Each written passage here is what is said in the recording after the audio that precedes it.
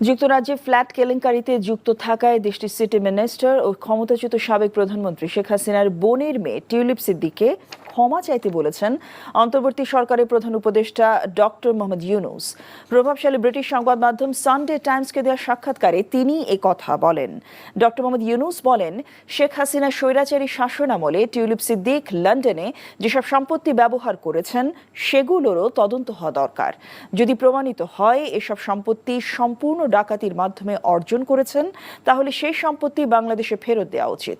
Doctor Yunus আরও বলেন, British সরকারের দুর্নীতি দমন মন্ত্রী হয়েছেন টিউলিপ, কিন্তু তার নিজের বিরুদ্ধেই দুর্নীতির অভিযোগ উঠেছে।